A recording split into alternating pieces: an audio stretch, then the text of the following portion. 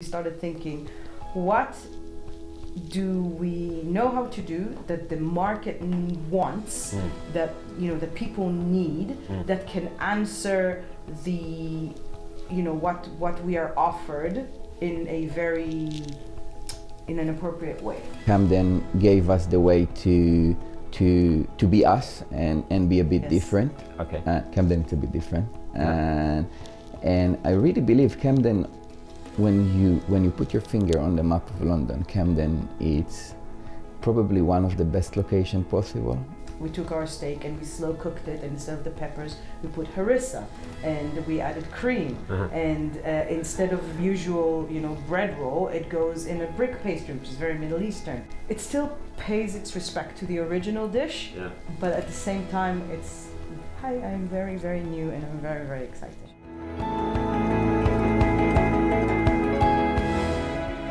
Our eating habits are changing. We're demanding better dining experiences, and the food market has never been so competitive. Starting and succeeding with a food business is challenging, but some determined and passionate entrepreneurs are flourishing. These people have big dreams, big passion, and big drive. They are disruptors, change makers, and innovators. They see a positive future. Many say that food business is too risky. Some say that it has huge rewards. Are you up for the challenge? In today's episode, I sit down with Shiri and Amir from recently launched The Black Cow, which is a new Middle Eastern inspired steakhouse based in a new food hall in Camden town in London. These guys are super foodies, really, really passionate about Middle Eastern food in particular. They came from families where food was central to family life, and both have amazing experience working their way up through some top restaurants around the world, but in particularly in London.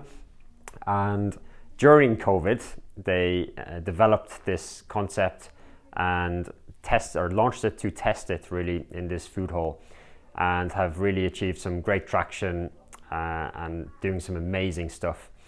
It's really a twist, I guess, on a traditional steakhouse with obviously that Middle Eastern, Mediterranean style influence, and really, really great chat with them. Super passionate about food, and I'm sure they do really well in the future. I'd say most likely with this concept, but I can see them doing a lot more in the future. So sit back, enjoy. This is Shiri and Amir from The Black Cow. So welcome, Shiri, Amir.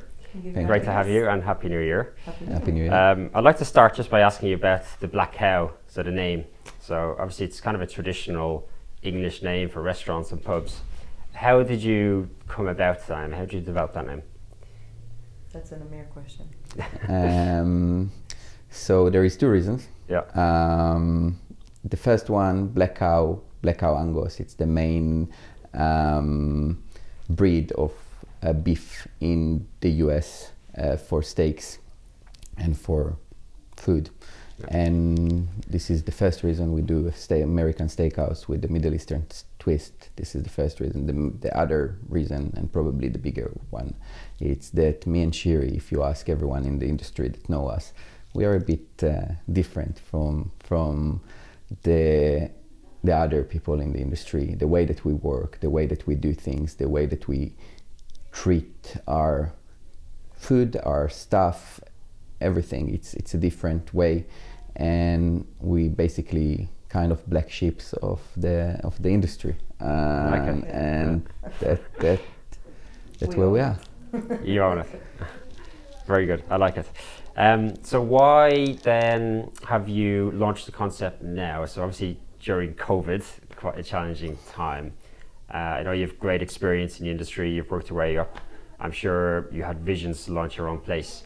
But why do it now as opposed to maybe wait a year until COVID settles, hopefully, and we come out the other side? Well, I think because the opportunity came. Yeah. We're constantly as a business, we're constantly growing and constantly evolving and constantly have to think on our feet, especially during these times when you have a lockdown, you don't have a lockdown, you have a warning, you don't have a warning. So it kind of came very organically, I think. Yeah, but again, COVID, it's a lot of problems, but it's a lot of opportunities as well. Yes. Sure. And opportunity came, as Shiri said.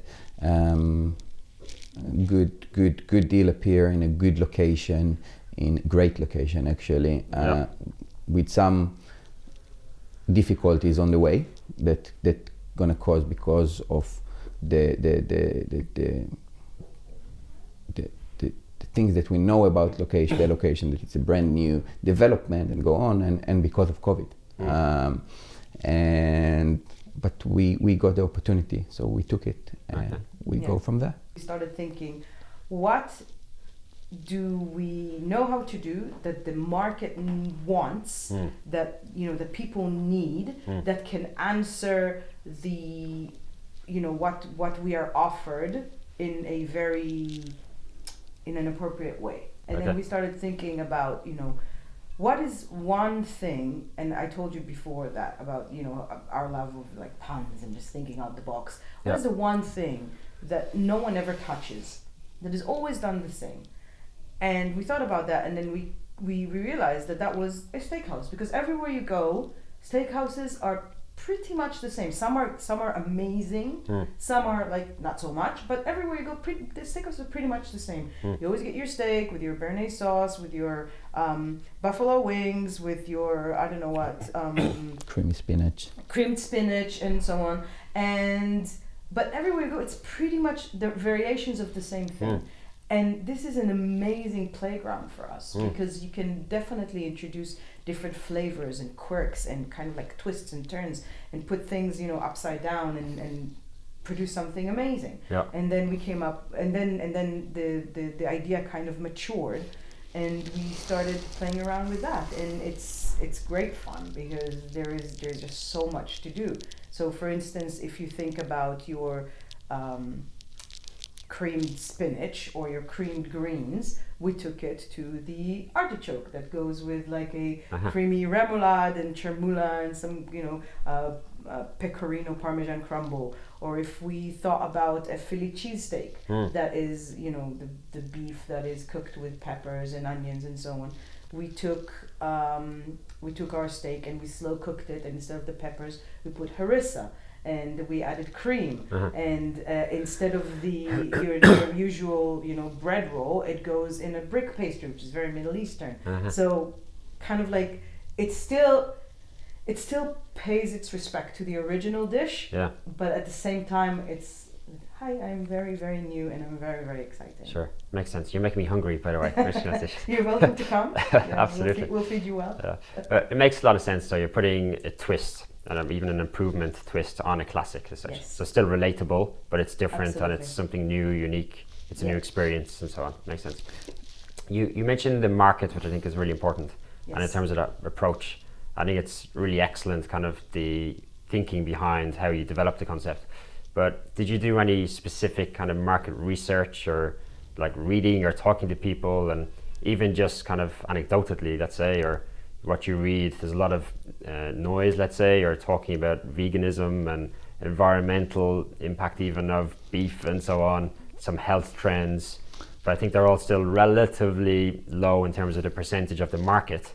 Yeah. So do you kind of take that into your concept or consider it, or you're just doing something different for a specific market? Our research based on that, we kind of live the market, so we're living that market. We've been in so many restaurants, we consult to restaurant. Our last consultation was for vegan brands, and so we even know this market. So when you look on the London market, it's so varied, it's so big, especially before COVID, and I believe that after COVID it will bounce back. It's not gonna stay down for long, and you could see it in the gaps between in COVID. If it was every end of break lockdown, it's like bounce back, like even bigger than before. Yeah. And there is room for almost any concept. The only reason that there is no room for a concept is if there is too many of it in the market already, and then you need to be very good. Sure. And as she said before, we thought what no one else touched, what is missing in the market today. Yeah. And I think that steakhouse, it's a special steakhouse that you can shine above very easily. It's the one. There is a couple of others, but it's the one that can combine with our knowledge as well, with our cuisine as well, easily. Sure. Having said that, though, our ethos as a business and as individuals is to be as sustainable and traceable and eco-friendly as possible within the constraints that you have. Yeah. So we try to only work with small local British businesses if it's our wine suppliers, and if it is our beef supplier, and if it is our the gin that we sell is a local Camden one. The beer that we sell is made in Camden, and all of our beef is 100% grass-fed, high welfare, 100% traceable, sustainable, and it is something that we continue to work on all the time and try to reduce as much impact, if you would like, on our surroundings. Okay. But we're aware it's a contentious thing in today's world. We're well aware of that. Sure. But it's one thing being aware of that, and another thing being apologetic about it. Sure. So. Sure. So we try to aim for everyone, as she said, Yes. but in the reasons. Sure. Yes. And doing it in the best way possible. Exactly. Yeah, makes sense. So why choose Camden then? So you're in this new development, new food hall, recently launched as well during COVID. Why choose that part of London in that type of development, as opposed to go for maybe a leased site or central London site, East London, and so on? What's the thinking behind that? Or again, opportunity and availability? There was the opportunity. Yeah. On top of it, I think Camden gave us the way to be us and be a bit different. Okay. Camden is a bit different, and I really believe Camden, when you put your finger on the map of London, Camden is probably one of the best location possible because it's very close to commute-wise to the center, but from the other side, it's part of the north. That it's very very more Affluent, more suburbia. suburbia. Sure. Upmarket as well, and go. So it's kind of good point to be, and it's got the history, and what amazing about this place that it's evolved so much in 10 years. Like if you've been in Camden 10 years ago and today, it's like being in two different worlds. Yeah.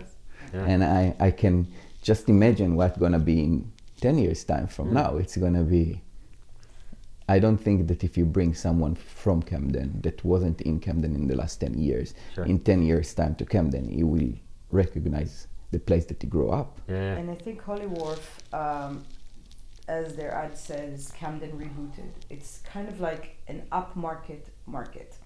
So, like we said before, you still get the hubbub, the noise, the smells, the sights of a market, but in a very kind of like upmarket scenario. Sure. And there is nothing similar to that in North London, maybe in the whole of London. It's very, very unique, and that's what kind of like put the bottom line for us. Okay, makes sense. So who is your market specifically? Who are you targeting? Because Camden has quite a few different demographics, like you said, even the kind of, I guess, higher disposable income of slightly north of that. It's obviously quite alternative and different to Camden, as you mentioned. And your food, I'm sure, is quite refined, high quality, great ingredients, but also different as well. So do you have a specific target market that has developed, or is it kind of a range of people?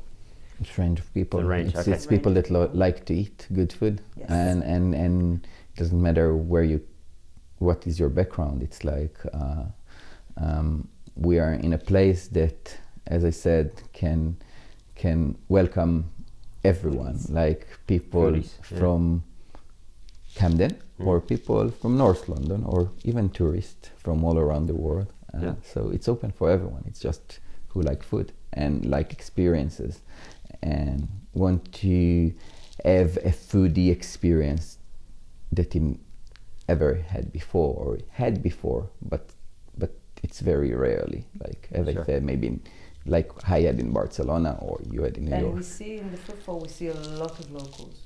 A lot. Okay. Most of our clientele, I'd say, are locals. Okay. And it's also combined with, growing a community from within. It's something that I feel that this area needed. Holy Wharf. Okay. Yeah. I think also your concept is quite accessible. Yes. So Middle Eastern people know about, I think generally is positive associations, food, it's out there in London already. Yeah. And steakhouse. Yes. A lot of people like steakhouses. So it's accessible naturally. And then by doing something different and high quality, you're naturally going to attract them and please them, I guess. Exactly. Yeah. And again, that contrast, you can come there, wearing a suit and tie for your business meeting, or wearing flip-flops on a date. We don't mind, or bring your dog. We don't care. We come for a date with flip-flops, not English people. It's true. If you're not Israeli, you'd probably not go to a date in flip-flops, but you kind of get You can if you like. Yes. Okay, very good. It's all about the food, essentially. Yes, That's it's all about the concept. food, essentially. Great. So let's talk about that. So in terms of the menu, and you Yes. mentioned some of your thinking behind the dishes and developing them and so on. But how do you develop, I guess, the menu as a whole? So constructing the different categories of items and so on, and then each of the dishes. Do you have quite a kind of structured process, or is it more organic or from experience, or what? I think it's more organic. I don't think it's a very structured thing.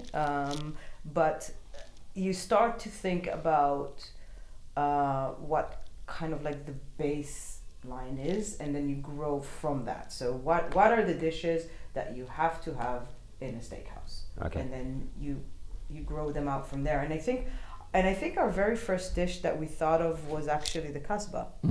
It's our alternative for a Philly cheesesteak. So that was the first dish that came about, and then everything kind of like grew from there.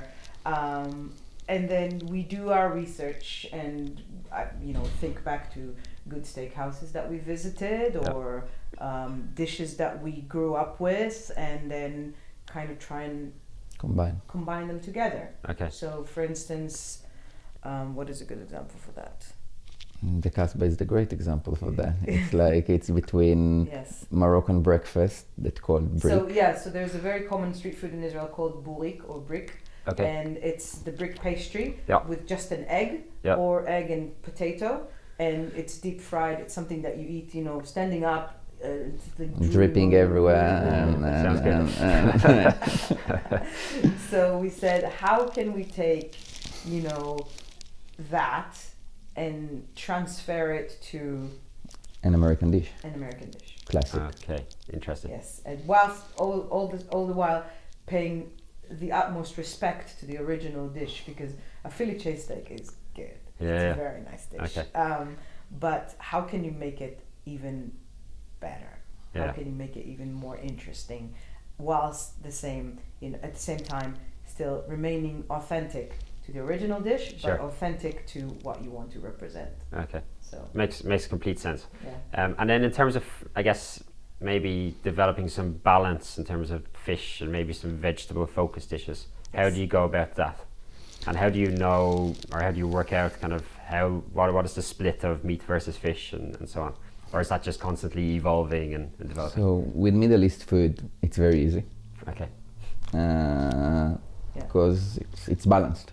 It's everything in Middle Eastern food. When you go in Israel to authentic restaurants, like when you have the old grandmother sit in the kitchen there and cook, it's very balanced. You have the meat, you have the fish, you have vegetable, a lot of it, you have rice, you have everything. It's very balanced. So it's very easy to take the Middle East and balance it. It's just now to push it to the American cuisine, to the steakhouse menus, and try to push it in and make it works together. So keep the vegetables very kind of like fresh, whilst in American cuisine they will be most likely very, very cooked. Yes. And what made it very easy to do is the combination between the two experiences, and not the cuisines, it's the experiences. So when you go to steakhouse, American steakhouse, they will tell you take your steak, depend how hungry you are, how much you want to eat, depend the cut and the size, and choose 2-3 sides next to it. Again, depend on the same reason, all for yourself. The experience when you go to Middle Eastern place, it's like I welcome you to my grandma's house. She sit you down next to the table and start send the plates. It's like everything. It's like it's like Friday night dinner at my grandmother's house. It's for 30 people, but 30 people get to the middle of the table, 10 salads, and after the 10 salads you have something like 20-30 pans of different dishes of food that's served to the middle of the table, and it's like you eat so much variety. It's a lot of food. You have a lot of people as well. Yeah. In Hebrew we call it liftoach shulchan, opening a table. So we basically get this amazing spread in front of you, and everyone share from everything. And this is the idea. This is the Middle Eastern experience. So now when you bring it to the steakhouse, that's what we say, don't order your own steak. We will cut the steak for you. You get the steak sliced, and then you can share the steak with other people. You take one slice for you, one slice for her. And next to it, take, instead of 2 side dishes for you, take 4 or 5 side dishes for both of you if you're a couple, or 10 side dishes if you are 4 people, and share them. And then it's much easier at the moment that you have so much variety on one table for a couple or for 4 people group. It's easy to push in the vegetables and the fish. You don't need to ask the person across from you, how is your steak or how is your cauliflower? Yeah. Just reach out and grab a piece. Okay, I like it. Yeah. Again, it's all about the food, really. You're facilitating the focus being solely on the food.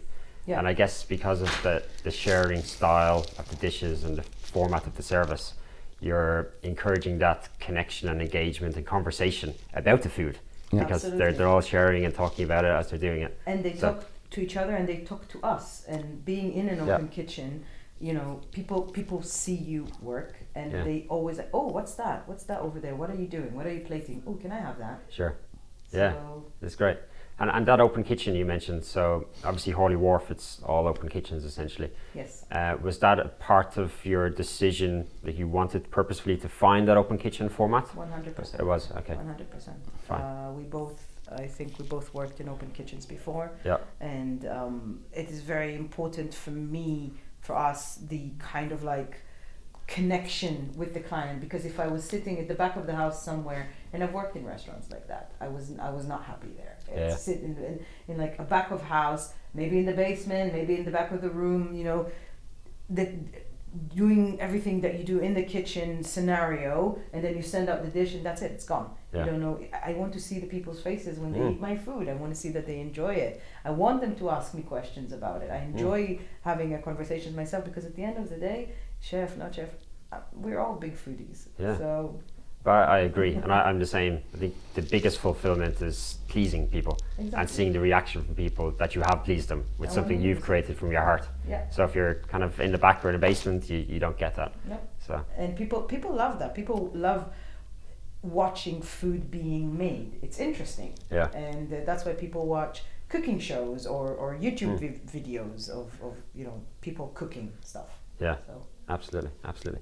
So again, open during COVID, I'm sure it was challenging in many different ways. I guess that aside, the obvious challenges, were there any other challenges even now that you are continuing to have to overcome, as it's kind of still a new concept and a new team, I guess, as well? The 2 main challenges are probably staff, that it's very hard to get today. And the other one is the fact that, but this is something that we knew in advance, it's the fact that you need to be ready for everything and evolve and change by the climate of the same second or decision or whatever done. Sure. So it's reacting to you always and react. situations. Always reacting. Yeah. Always reacting. Because before that, in hospitality, you knew that months X, Y were weak months, and months A, B were like the strong months. So you would prepare accordingly. You know, you would arrange your ordering, your cash flow, and so on and so forth. Right now, just there's like this big uncertainty that's hovering constantly, because you don't know when the next announcement's going to come and what is it going to say. Oh, you know when the next announcement. You don't know what it's going to say.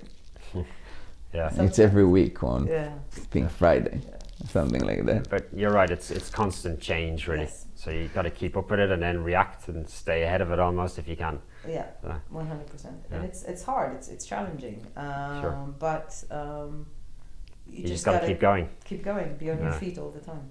Absolutely.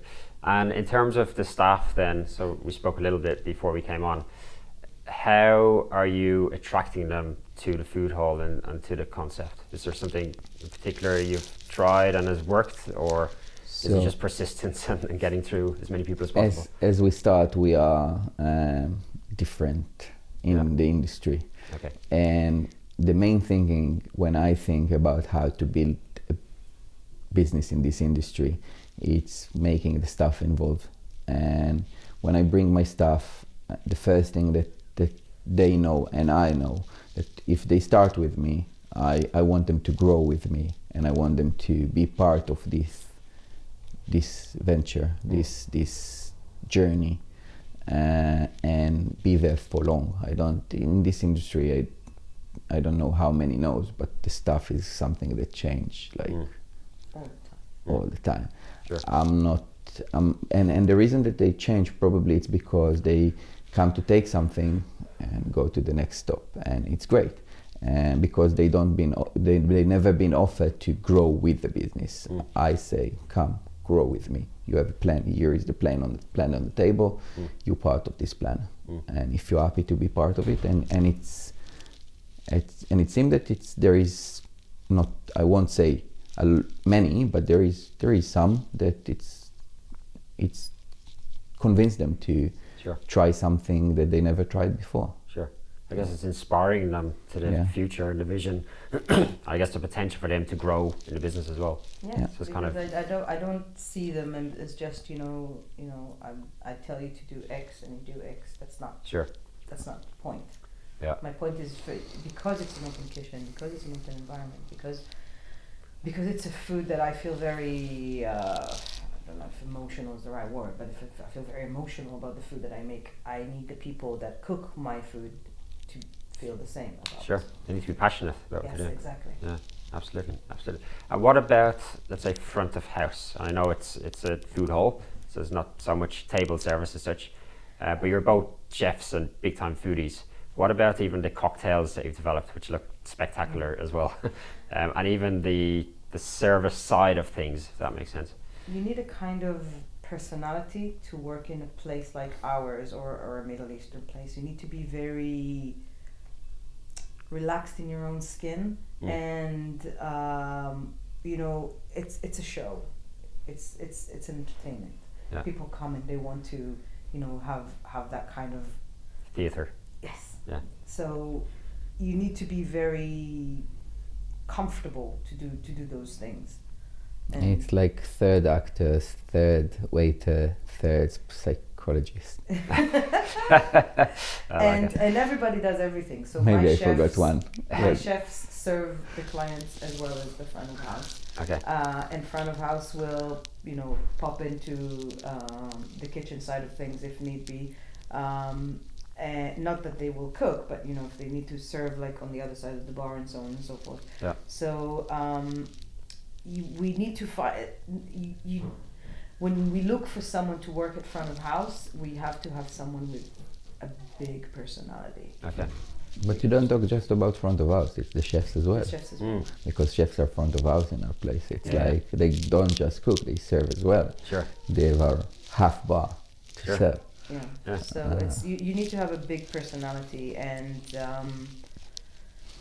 we're very fortunate to find such people, but we're constantly on the lookout.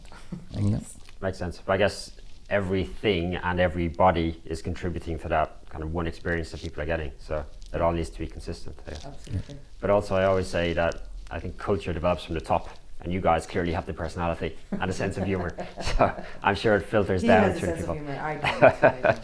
I don't. You usually don't even laugh from jokes. Because they're not funny. No fighting. That's not fighting.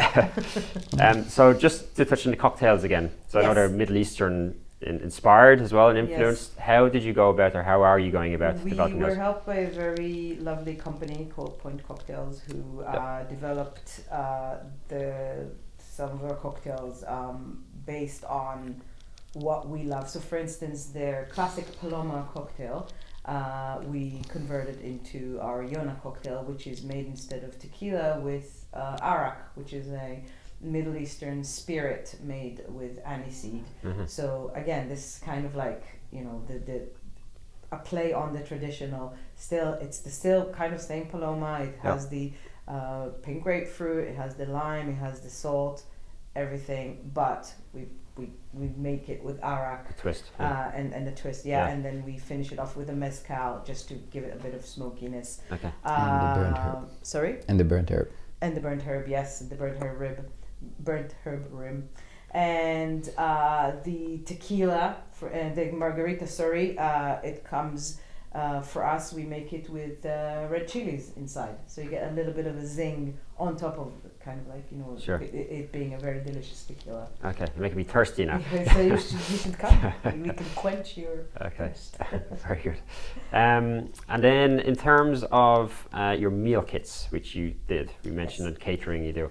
How did the meal kits come about, and how did you develop them and get them out there? Because I know they've been reasonably successful for you. Yes. So the original ones are literally traditional food from our grandma's houses. Israeli, straightforward, traditional, the most popular traditional dishes for weekends, and it's come halfway done. It's mean that, for example, one of the main popular one, it's the chaime, that it's a fish stew. Usually there is two options to serve it, or with fish cakes or with the fillets of fish. We took the option with the fish cakes. We give you bag with the sauce, bag with the fish cake mixture. All the fish cake is raw. The sauce is ready. You need just to warm up the sauce, put the fish cakes inside, cook it for 10-15 minutes. So we take out the hard work for we it. took out it takes like the flavoring part. 3-4 hours to cook it down. It's very slowly confit. Peppers and chilies and garlic, and then we put in all of the flavorings. You basically don't even need to add salt. You just need to take it out, warm it up, roll up your bowls, dunk them in the sauce, wait 10 minutes. Eat it. Done.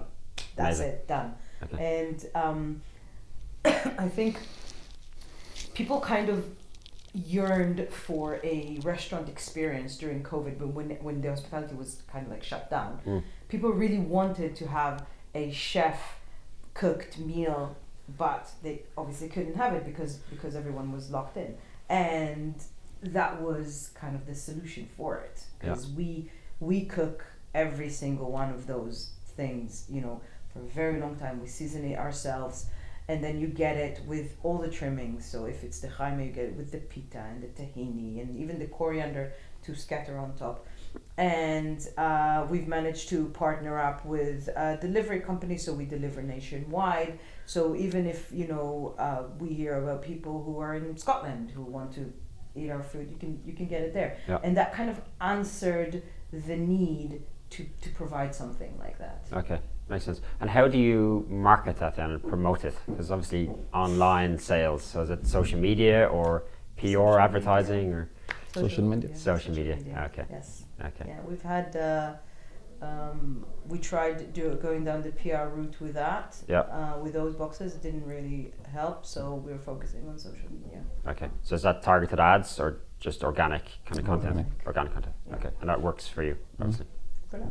Yeah, I guess for you guys as well, because of the standard and uniqueness of it, I guess word of mouth will travel as well. 100%. And that will, you get references and so on. 100%. Yeah. We get all the time people, emailing us or calling us, say, "Oh, I just had dinner at my friend's house," or "My friend just told me about this kit that they had. Can you send? Can I have one?" So just go on the website. There you go. But yeah, word of mouth is a huge thing. Okay. And what about then deliveries in terms of the Deliveroos and etc.? We do Deliveroo. We just started last week. this week. Okay. We offer. So that's from Camden or from Camden? Camden. Okay, yeah. That's from So Camden. yeah, A it's very again, limited- it's the evolving. It's like the new, not lockdown, but lockdown appear on December, Yeah. Okay. and we understood that we didn't aim to do Deliveroo on the restaurant It's it's a chef- steakhouse. It's steakhouse. You cannot send steaks on Deliveroo. Well, you can, but then your client will get something that's a bit like meh, and I don't really think that's the kind of thing that I want to sell to my clients. So Yeah. during Okay. December, we Absolutely. understood that we need to evolve again. Okay. So we decided to Deliveroo, but it means that we need to build a new menu for Deliveroo Okay. that will be similar to what we do in the restaurant, but will survive Deliveroo Okay. and will be good when it gets to your home. Okay. And we develop the menu. We open account with Deliveroo, and we Yeah. started last week. Okay. And See how it goes. we're gonna see how it goes. Okay. Yeah.